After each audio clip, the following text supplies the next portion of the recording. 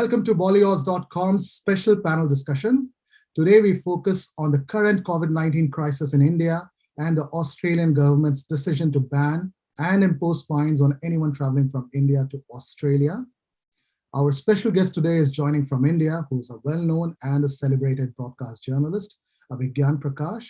And we have 5 panelists from Melbourne joining us.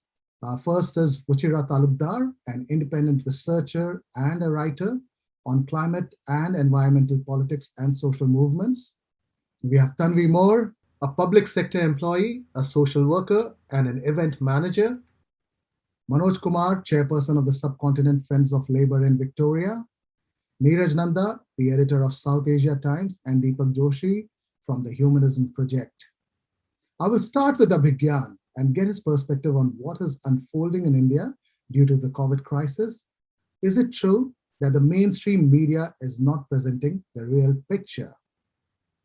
Yes, there is a crisis that the mainstream media is not being able to, given, of course, as I said in the past, the pressures from the government portray the real picture.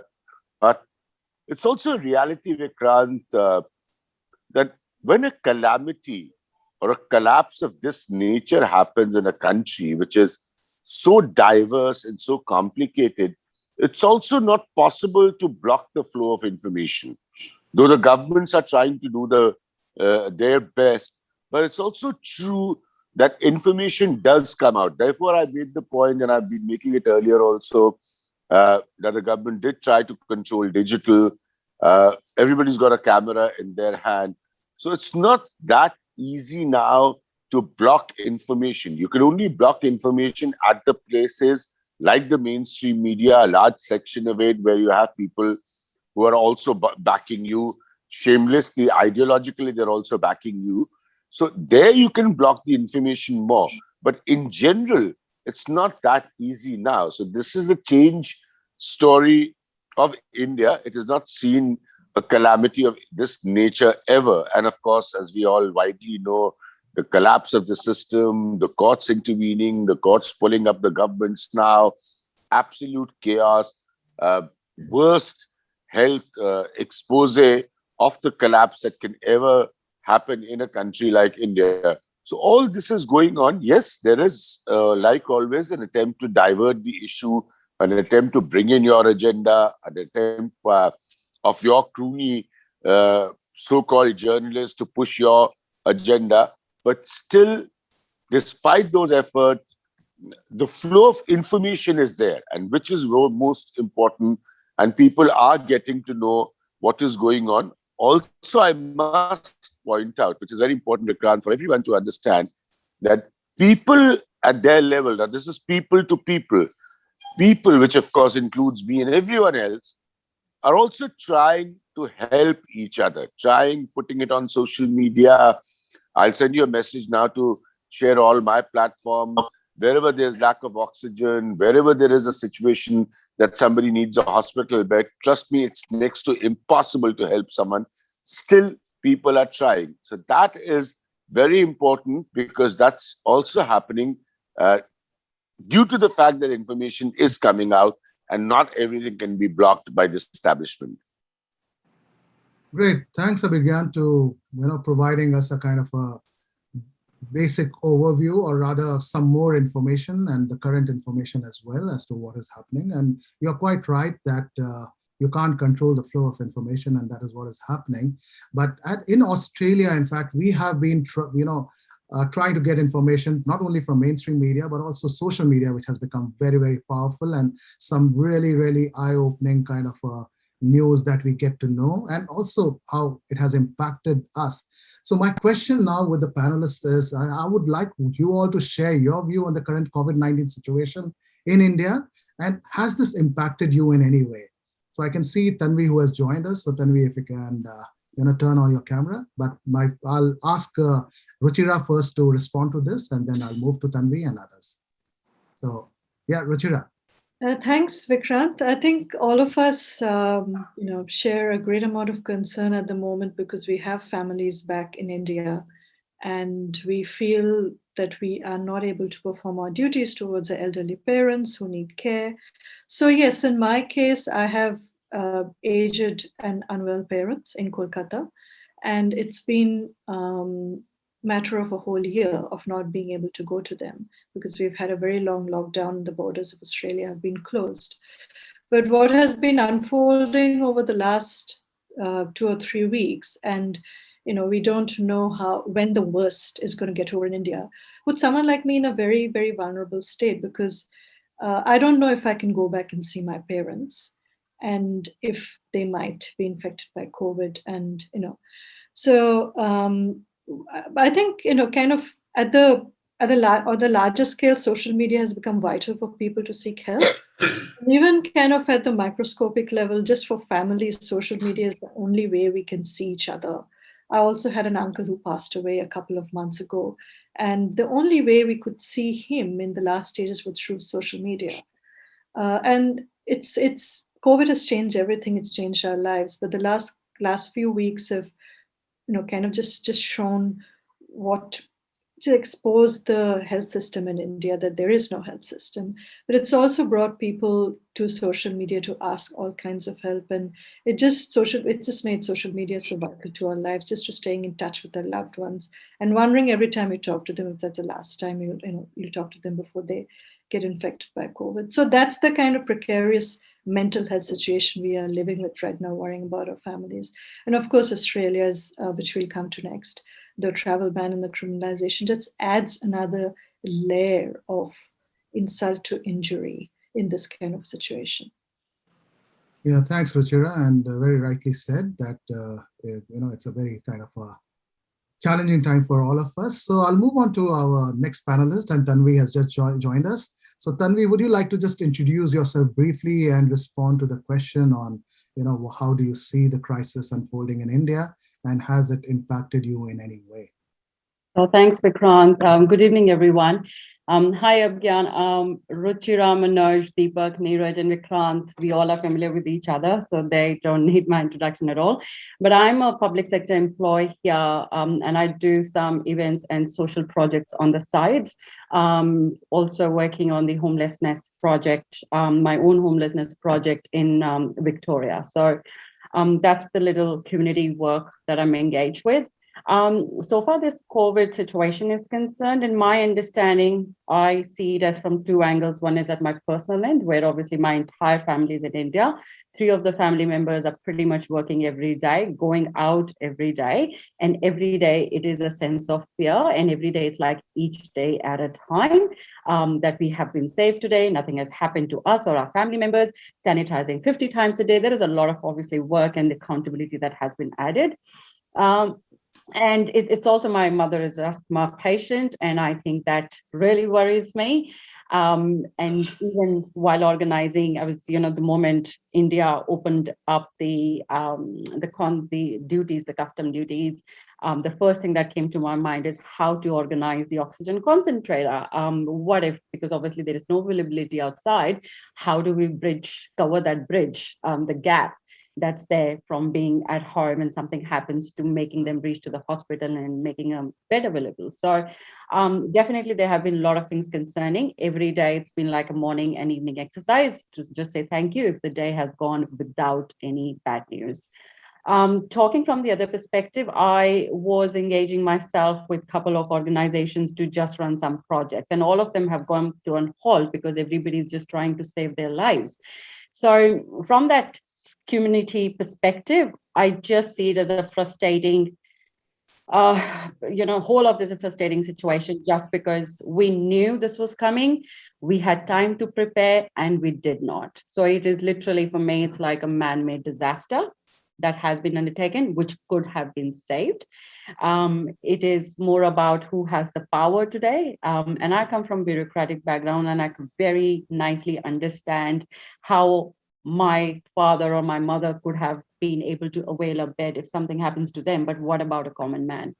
So the situation is quite frustrating, just because we did have the time and we couldn't prepare for it. All the organization, if looking at Twitter, becoming the hotline for the help, people are begging every day for every little thing, and as basic as oxygen. As I said, that I'm a public sector employee here, and I was heavily engaged with that COVID program. How could the government dealt with it? What were the mechanisms that were created? How every day was dealt with in terms of the seriousness of the situation. And irrespective of, we might have a lot of gaps, Vikrant, I'm sure everybody understands what we did, what worked well with us and what didn't. Irrespective of that, I saw the government taking everything closely, very seriously. And I wish that our people, government would have just undertaken similar kind of steps, similar kind of mechanisms, much in advance to what had happened. So for me personally, it's quite a frustrating situation, and it could be, it's really worse. The damage has been done. Whatever we do now is kind of like how many more lives we can save. Yeah, the damage has been done, more or less. true. That's quite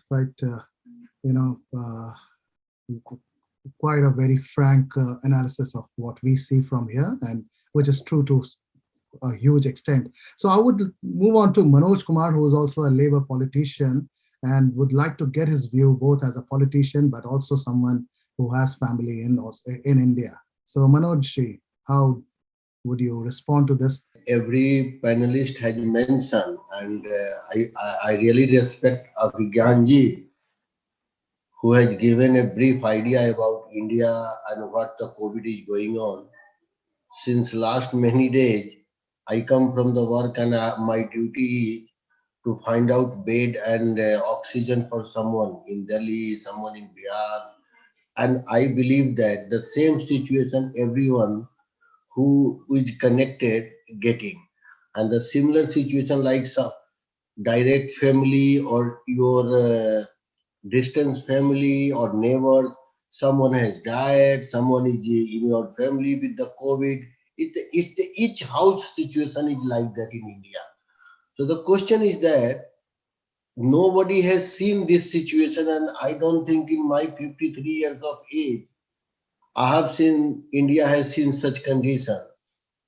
I don't have any comment at the moment for because I'm in Australian politics. I don't want to talk much on the other side of the politics because that's not fair. Because the situation, my friend Tanvi was mentioning in the what government in India has done. That's the worst, if I'm not wrong, and definitely they are good or bad. I don't need to say, but what is happening at the moment with the COVID, we can realize that. But she has also mentioned how the government is doing here. I don't want to take my one statement is there. I'm in politics, but I'm not in the politics for my own selfishness because I'm earning and I'm qualified enough to do that. If the government, what Scott Morrison has done as per Tanvi or government doing here, it's good. I appreciate Australia, and we all appreciate, and that is why we left India and came here. But what I don't appreciate, if someone treat our motherland or us as a second grade, we will never tolerate. We will never tolerate. And in that way, I don't want to sit with the golden spoon and get a abuse from someone. We want in this country to stay with dignity, and whatever happened, like liberal government has mentioned, which I think this is not at the moment a question, but definitely we are not going to tolerate. It's not like if someone is saying us that you have to pay, if Australian can't come to Australia, if the Australian citizen can't come to Australia, where they will go? And now in that situation, if you say the government is doing good, it's my view. I don't understand what to say. That for India, everyone has discussed. So you know the situation. As I said, every house there is a COVID patient, and whoever is staying wherever, they all are anxious. So it's up to the God. I don't know that government has that much power to manage also that.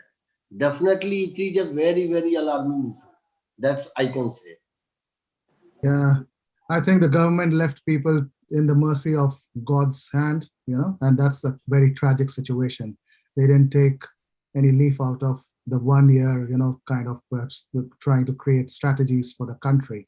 And this also, brings me to get Mr. Neeraj Nanda, who was a journalist and who has also been writing quite closely and observing what is happening in India. So Neeraj, would you like to share your point of view? And then finally we'll go on to Mr. Deepak. Vikrant, hello everyone, Abhigyan, everyone, Manoj, Tanvi and everyone, and Deepak Joshi.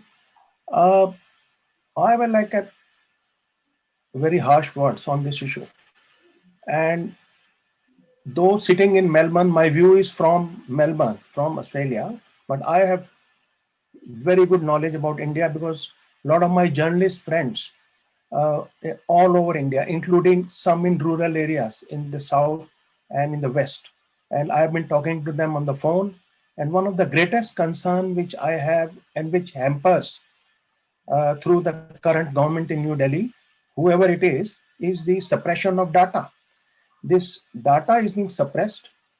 If 100 people die, we are told 5 people. If 5 people die, we are told 0 people.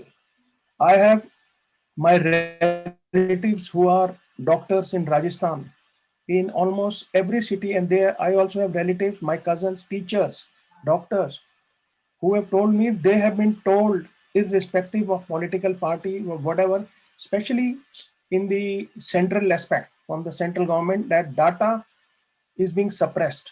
So when we suppress data in a country, I mean, I can keep on talking for hours about it, but data is being suppressed. How will you suppress corona if you suppress data first? You don't even know how many people are actually hit by corona, So how much vaccine we will have? And secondly, and now you see the latest, I won't make it very long, Abhigyan sir, you know more than me, you are there, I'm in Melbourne, but I've heard the central government getting the foreign aid now. It's already started arriving in India, and which is very good. And it is very happy thing that Indian government started accepting foreign aid. Earlier, they were not even accepting it. And now the hospitals in India are either run by the central government or by state. So the most of the foreign aid is going to the central government hospitals and not to the state government hospital. So this sort of discrimination and going on, I really don't know what else is happening. And about my personal this thing, there are many subjects, but about personal thing, I lost 2 friends. Maybe even Abhigyan knows.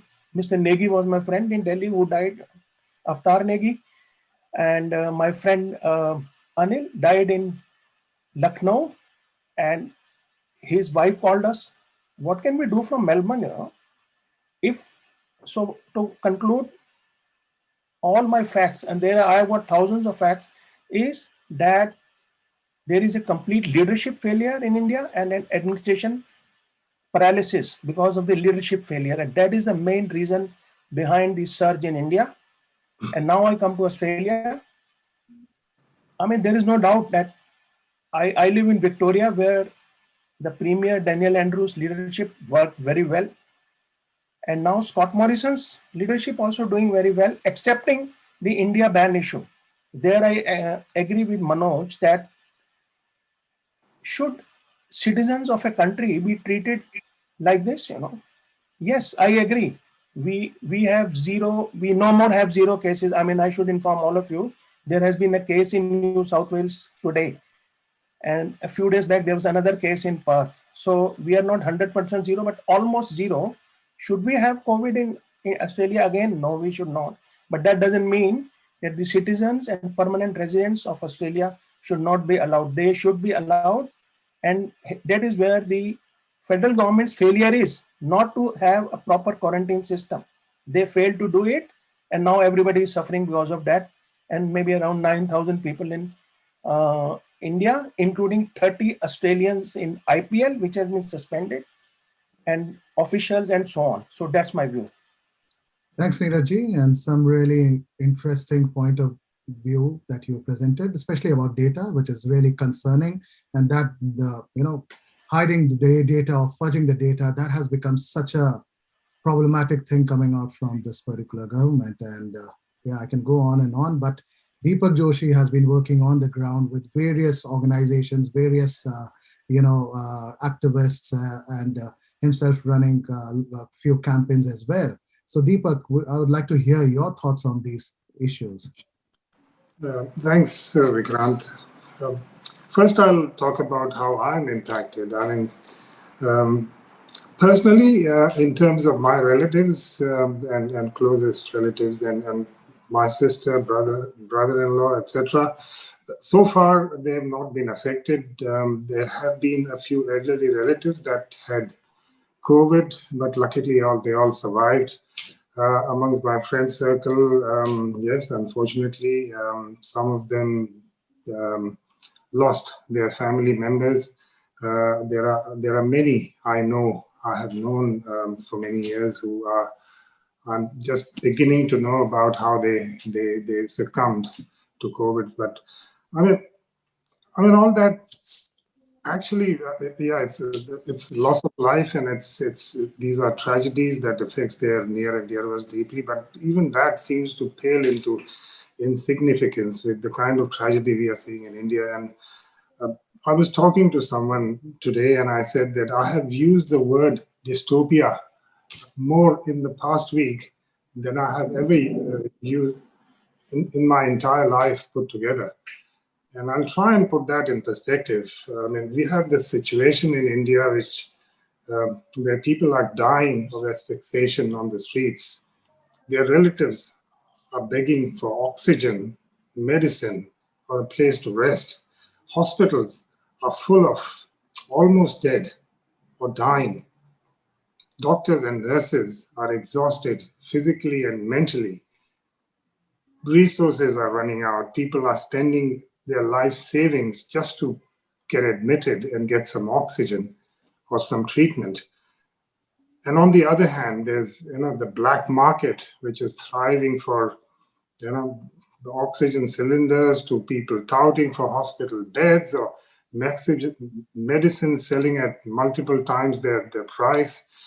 And then there's a government which is in complete denial on the one hand, and at the same time trying to stifle any form of dissent, any form of protest, people trying to use their own resources and using the public forums to raise help for themselves or their loved ones, and there are governments trying to stop even that.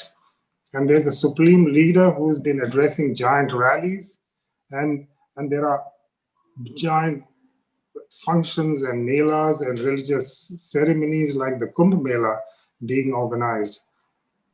A country that is running out of vaccines, running out of medicines, running out of resources to take care of people, is spending tens of thousands of crores on things like a central vista, where our supreme leader wants to lead, have his office and have a tunnel leading him from his residence to his office. And then there is, until 2 days ago, there was cricket going on in giant stadia where people were playing in colored clothing to canned applause. If this is not dystopia, then I wonder what is. Yeah, thanks, Deepak. And I can feel the pain. Generally, you all, have a certain pain that you are sharing here. And it's with me as well. At the moment, my brother is down with COVID. My nephew is down with COVID. Various other family members. Yesterday, I got 2 calls from one colleague of mine and another former student of mine. They both lost. One lost his mother, one lost his uncle, very close family. And they both ended up crying, sharing that grief with me. And it just moved me. And it just, as to how do we reach out? What do we do? But then there's much more to talk about. And I can understand and feel the pain that we all are going through, especially among the diaspora thing. So I'll come to Abhigyan with the next question. And Indian government, Abhigyan, has been very critical of the foreign media, the way the foreign media has been, covering the Indian COVID-19 crisis. And recently, the Indian High Commission in Australia went on to describe the Australian newspaper's article on India as slanderous. So what is your take? Do you think this offensive works? No, it doesn't work. It doesn't work. Everybody's been writing. I regularly get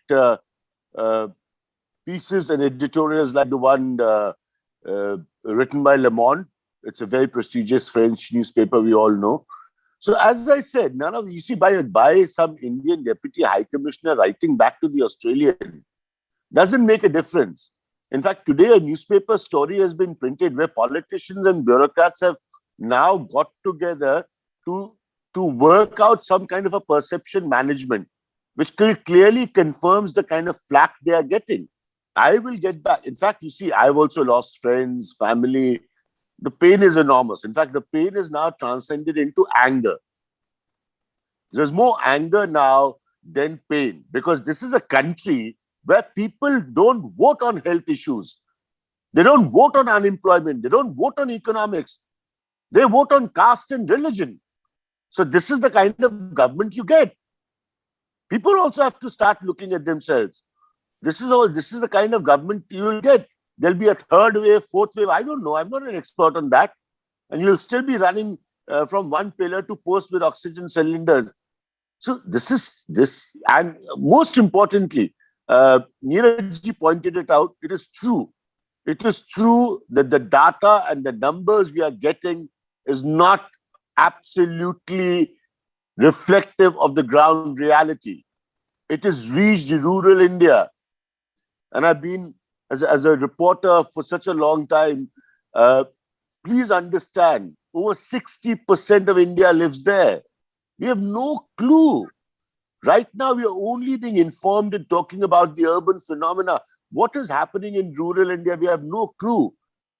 I've committed to write a book, which was almost near completion for HarperCollins and UP, the state where the elections will happen in February next year. And I'm very connected. I talk to people from there. We all know the situation in the state capital, Lucknow. The Allahabad High Court has just said that the way government has handled the supply of oxygen, or rather the lack of supply of oxygen, is genocide. You've killed people. The courts have started observing all this now. So it's mayhem. I don't know how to describe it in words, Vikrant. It's absolute mayhem. Last time, when we were talking about COVID, I know of people who went to the hospital, got well in 7 to 8 days and returned. This time, somehow, due to lack of oxygen, of course, the pressure on doctors, health workers, people go to hospitals and they don't return. You know, doctors personally advise you to first do home quarantine and get treated. Take hospital as the last resort. So there are 2-3 things I want to specifically say because of a shoot. So proud to connect with all of you. Number one, which let me tell you a few things that no one is talking about. There is anger and dejection among India's doctors and health workers. Now, Vikrant, think of a situation if it comes to worst and they go on some sort of a strike. India will collapse, just collapse, even in this situation. Secondly, now it has been proven that by the end of February, between 20th and the end of the month, there was enough data available to suggest that you will have a second wave. Your only focus of the present government was West Bengal elections. Whatever you've done now, if that had happened first week of March or second week of March, 80% of the situation right now would have been saved. Third point, which is very important for all you there in Australia or anywhere in the world and not in India, it's the pathetic state of economics. Because your only solution right now is lockdown. And lockdown means an economic collapse further. Unlike governments in the UK, Australia, US, there is no support system here. You are not going to get a penny to survive from the government. People will die. First round, they will die so sad of corona. Second round, they may just die of hunger. And still in this country, people will go and vote on caste. People will go and vote on religion. Still, pure politics is being played out. This country has not even been able to fix the cost of vaccine. Aadhar Poonawalla doesn't know how to produce the amount of vaccine needed. This finance minister said while presenting the budget, 35,000 crores I give for vaccination and I will increase the money. So even if you take that money, why can't vaccination be free in India? Do you all understand that even if you start vaccinating properly now, it will take you over 2 years for this country to get vaccinated? These are such serious issues. They've completely messed up. They've messed up on approval. They've messed up on red tapeism. They've messed up on arrival of foreign aid. So it's a very serious situation. They simply don't know how to deal with it. Your vaccination processes are so faulty at the moment that nobody knows how India will get vaccinated.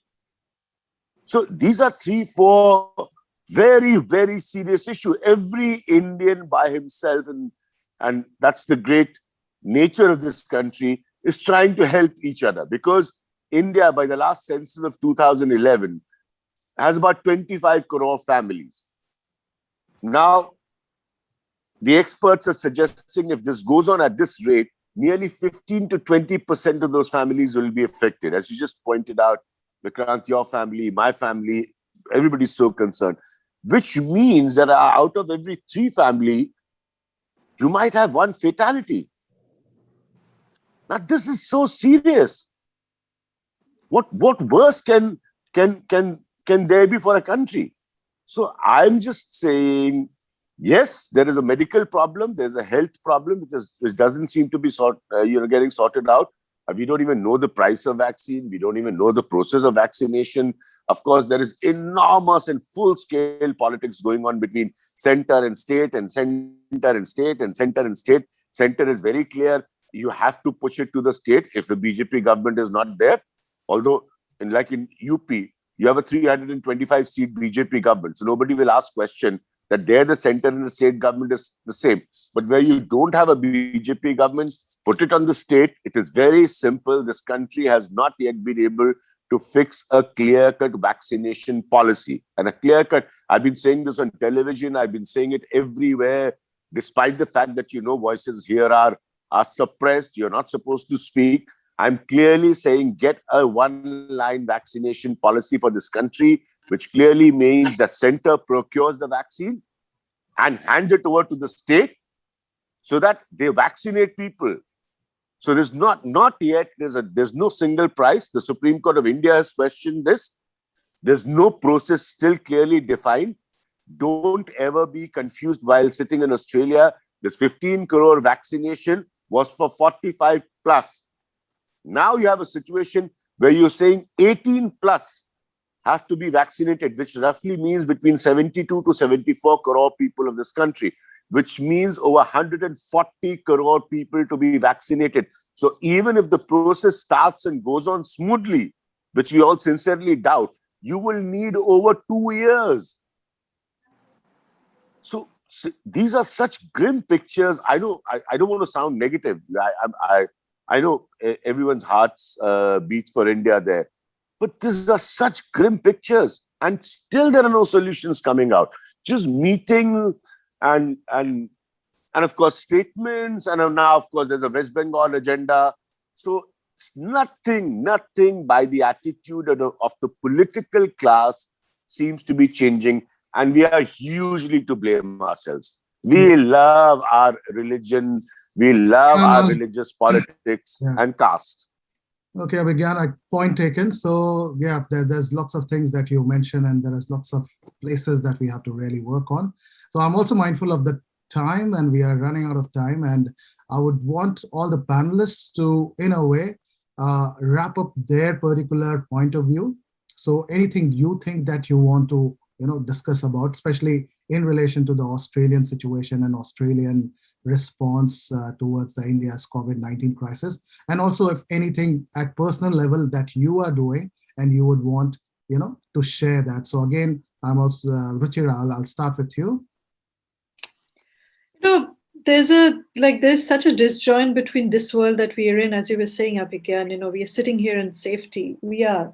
and India, and knowing Australia as well, kind of white migration policy and ban on kind of colored migrants for a very long time, and that mindset that lurks, it's almost like you listen to all this chaos and horror that's going on, and the knee-jerk reaction is they should stop coming.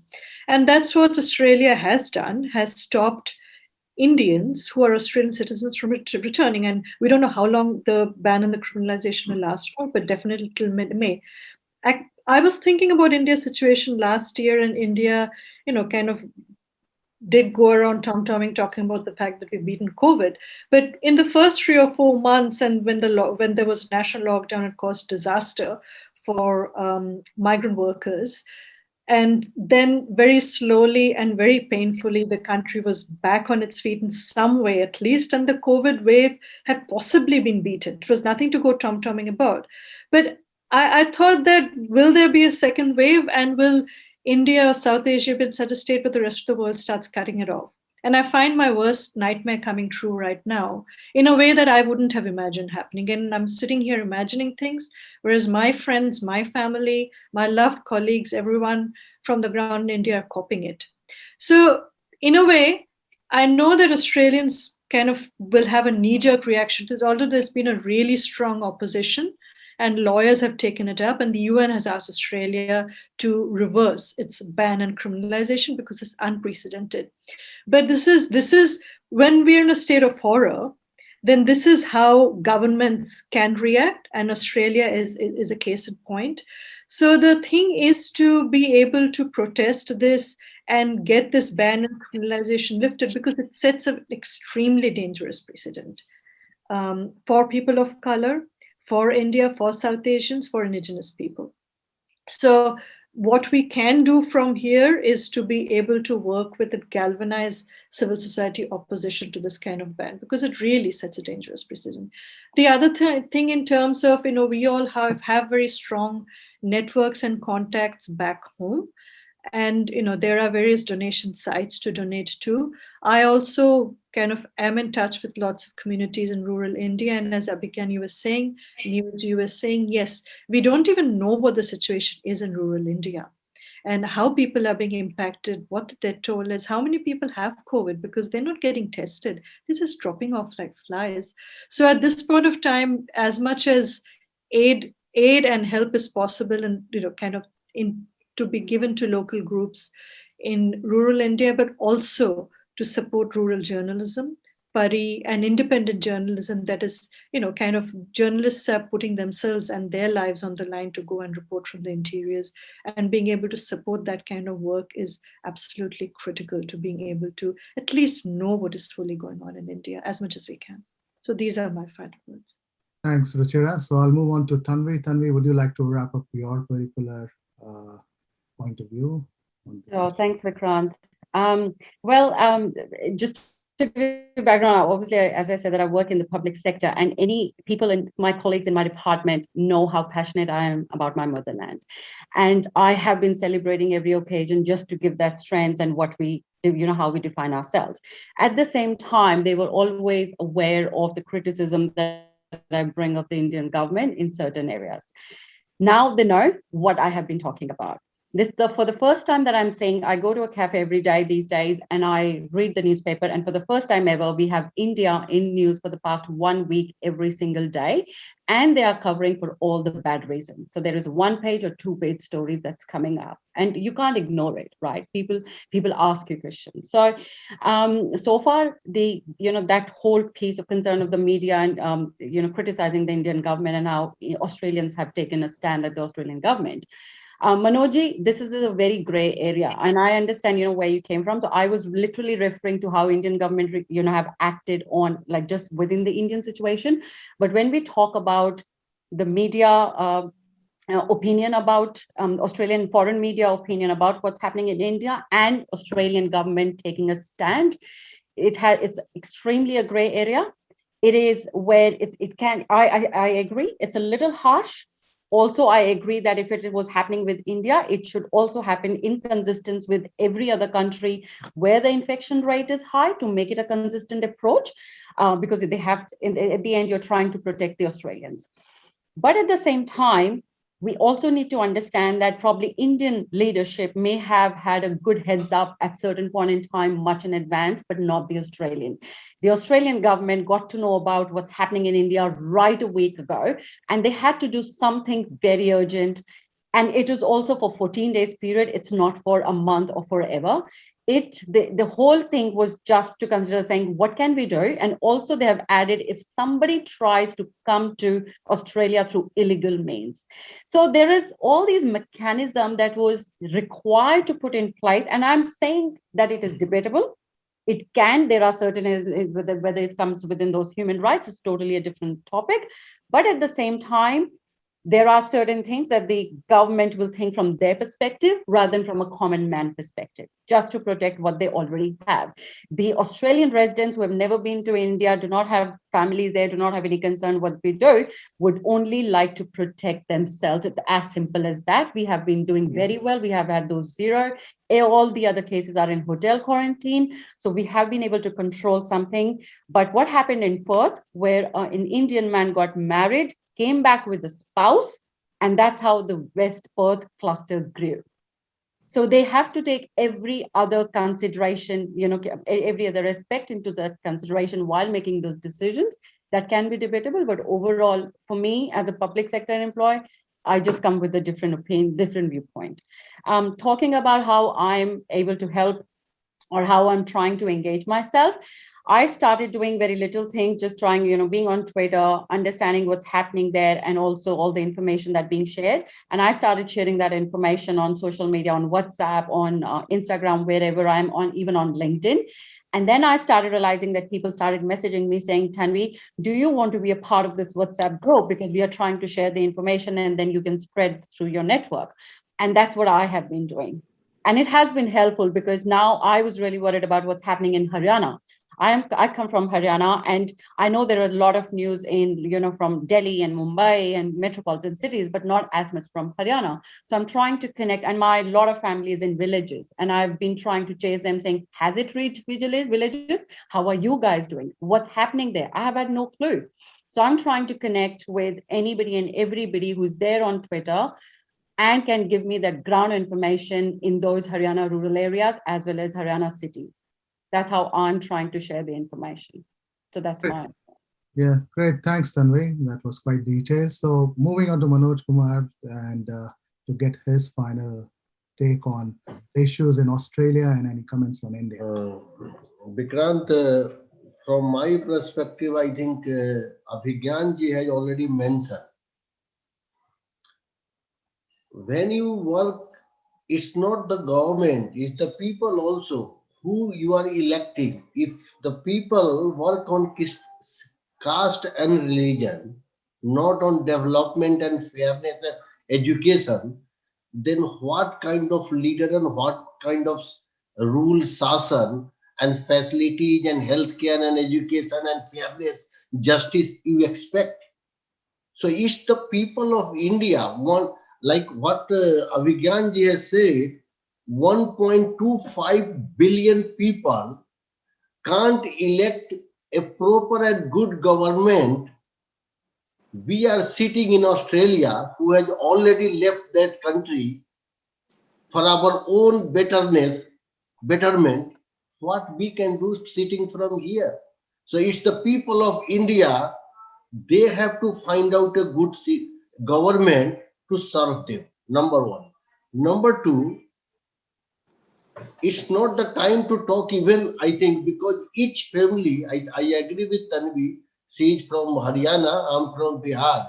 Every house in my village, there is a corona patient. My own daughter, she had and her husband, two people, they were in one room, one flat in Indore.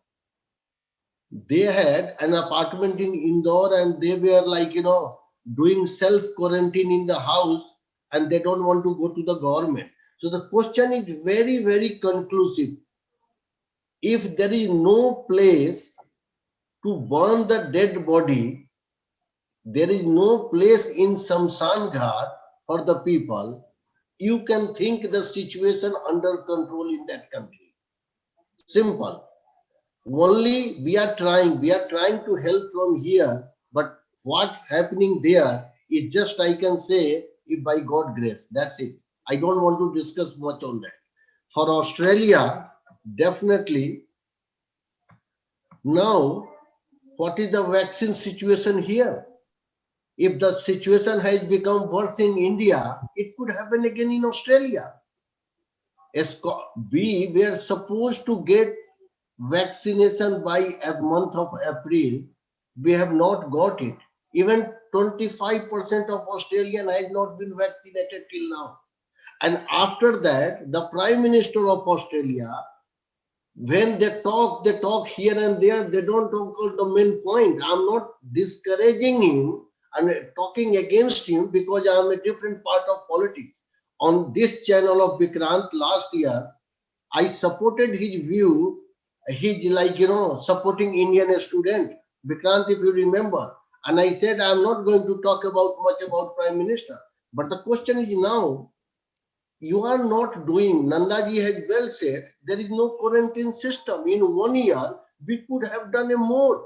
You didn't do anything, and easily you are saying, oh, we don't want 66,000 fine.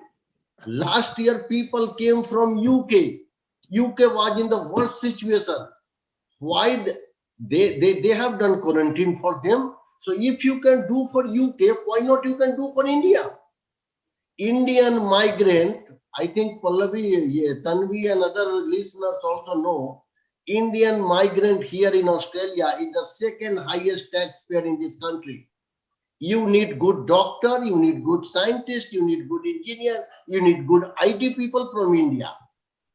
But when they are in trouble, they are investing, buying house here. When they are in trouble, and you are saying we don't want you. Is it the fair go of Australia? No, it's not the fair go of Australia. It is opportunistic. The same Prime Minister, I think whether you people know or not, 3 years ago, 25 senators, senator is always a very respected people in the parliament. They had given instruction to vote for it is okay to be white. And when the senator voted, and later on this same Prime Minister second day saying it was a technical problem. Do you think that we are living in a third world country? We don't understand. So it is very difficult situation. By this statement of Prime Minister, I think I request all the migrant community. It's a big alarming message. We have been all making a protest in Australia for CAA in India. My dear friend, now CAA in Australia on us. So we have to be careful now from here, because we are putting 2 million, 3 million. Suppose we have purchased a house of 1 million, whole life we earn money, and by some reason we went to India and we are in difficult situation. And you are saying not to come to home. What is this fairness? Why we are paying tax to the Australian government to keep us in hell? No. During difficult situation, you have to look after your citizen. You have to care for your citizen. And that is the meaning of government and the country. Thank you very much. How can we help? My help is as a journalist, basically, and I don't know anything else. My mother was a doctor, and I only know that for every small thing, I used to get an injection at home, and now people can't get it. And a lot of my sisters are doctors in India, in Rajasthan, in a lot of my friends, and people are suffering. Really, as Abhigyan said, health workers are suffering so much. There are hospitals where people have not been paid for 4 months salary. What to talk? This leadership failure is so big, And finally, coming to my own profession, I must admit we run a small media outlet here, but it has very good access. Thousands of people, including thousands of people in India, access our news. So as a journalist, how can I help? So I'm just short. First, I will speak the truth as a journalist. Number one. Number two, I will not be afraid of being watched and being under surveillance. I am not afraid. and I don't care. I will criticize the leadership, whether it is in any country in the world, whatever be it. And number three, when I criticize the leadership, let us say in Scott Morrison in Australia, or maybe the leadership in India, I am not attacking the country itself. I am trying to improve it, to give it a proper direction. So that's what, as a journalist, you see, as a journalist, I'm a historian in a hurry, I want to do it hurriedly, everything, write a report. And the latest news is that I suspect that Scott Morrison might withdraw the flight ban very soon, just 2-3 days before the actual date, as they are preparing a quarantine system in, what is it called, Howard Spring or something in Northern Territory. So the pressure which all of you, including Manoj, Joshi ji, Vikrant, Tanvi have done has also affected the government in Australia. So same way it should affect in India also. So as a journalist, we work and speak the truth. And I think by speaking the truth, a journalist will help to fight the coronavirus. Thank you. Thanks, Neeraj ji. And finally, over to you, Deepak. Okay, so as far as Australia's ban on flying from India was concerned, I agree, as Ruchira said, Australia was indeed taken by surprise, and it had to act. Protecting its biosecurity is the responsibility of the government, and Australia had to take whatever they did at the time to do that. But what I do not accept, and what I'm deeply concerned at, that it was not accompanied by a plan because it is also equally Australia's responsibility to look after its own citizens. And that is not what Australia has done. I mean, we were all critical of what the Indian government did when they had this, 4-hour or 3-hour lockdown last year without a plan to what to do after the lockdown. Just like a pause button, they didn't know what to do with that once the lockdown was open. And what we are seeing today is very much an outcome of the clueless government we saw in India. Australian government is not that clueless, I think. They are fully aware. So if they were really sincere about their biosecurity as well as the other responsibility to look after citizens, then they should have probably been a little more transparent about how they arrived at their decision and immediately announced plans on how they would then try to bring those people home, which would have included a plan to improve and shore up its quarantine facilities, improve its vaccination program, and then probably a plan to fly people home, like many countries did. Australia, unfortunately, hasn't done that either. They had 1 year to do that. So I think there was probably a political dog whistle there to send some message that some part of their electorate or their constituency understood, being seen as someone hard on certain kind of people.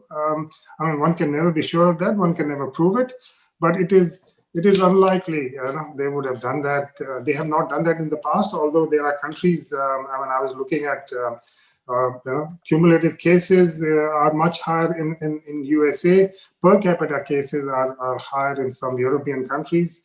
So there's a whole lot of statistics that goes against this, and if you purely go by stats. I think Australia probably should have done better, and I think our job is to continuously put pressure on the government to reverse it. And as Manoj said, he drew parallel to the anti-CA movement, and it's a long one, but I think there you could make some connection that it is. I do feel it's a bit discriminatory, especially the criminalization.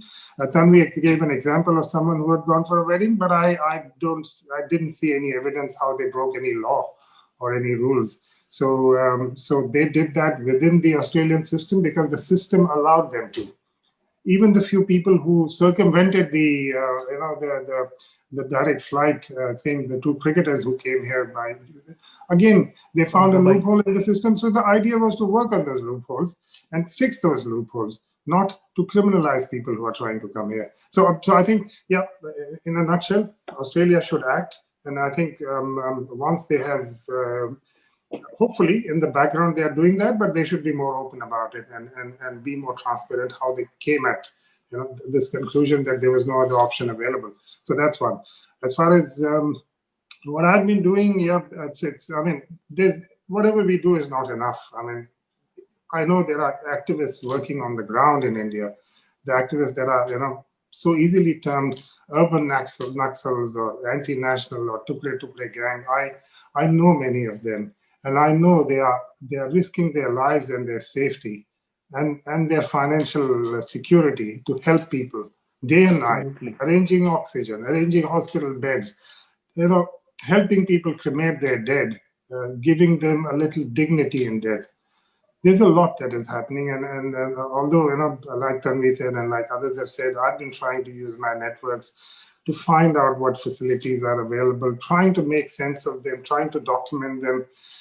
And of course, I have a website, a media website called nri.com.au, where I'm posting a link to facilities that are available, various charities that are working on providing aid to COVID workers in India, and links to facilities that are available. So, I mean, we can't do enough. All we can do is, it's also important. I think a lot of people are going through a lot of psychological trauma, not just in India. It seems terrifying and depressing, but even within Australia, people who are helpless, who can't help their family, who would like to be there but can't go, because of course the flight restrictions, but also about concerns for their own safety, and they are going through some intense mental trauma. So there are people within our network, our friends, etc. I think we should all reach out to them and talk to them and make sure they have someone to speak to. I think it is therapy if you can just express the kind of feeling you're going through, and sometimes it's good to tell them that it's not entirely their fault that this is happening. And perhaps the best thing they can do is to stay mentally and physically healthy and fit. That's an important part of it. That's quite true. And thanks for that, Deepak. And one of the things that I want to do is also give a shout out to all the international students here in Australia. If they are feeling anxious, if they are feeling unsupported, then reach out to us. Reach out to Manoj, reach out to Deepak, reach out to Tanvi, reach out to Neeraj, and we can help you connect with the right people, the community, or come and have a chat with us, come and have a cup of tea with us, because international students at the moment, they really need that support. And I was talking to a few of them just yesterday, and I was feeling so terrible about, how they are feeling at the moment. We all have our families here, people who have, generally the ones who are citizens here, but international students are the ones nobody is talking about. So probably next discussion, we talk more about international students and get few international students here to share their view and perspective of how they see things unfolding in India. So thank you all once again for joining and giving your valuable thought. My request, all of you stay connected, please. It's wonderful of Vikrant to connect me with all of you. We try to help people. I know it doesn't work every time. I mean, very honest. But whatever possible, anything I can do, I totally understand the sentiment, the helplessness. Whatever possible, I'll surely try and do in whichever little way. We are in fact trying constantly from each other's point of view to just help, maybe with hospital bed, oxygen. We all know. And trust me, it's very, very difficult. The situation is so bad. So thank you so much, all of you. Stay connected, please. Thank you. Thank you, Vikrant, and everybody. Thank you. Thank you very much. Thank you. Thanks. Bye.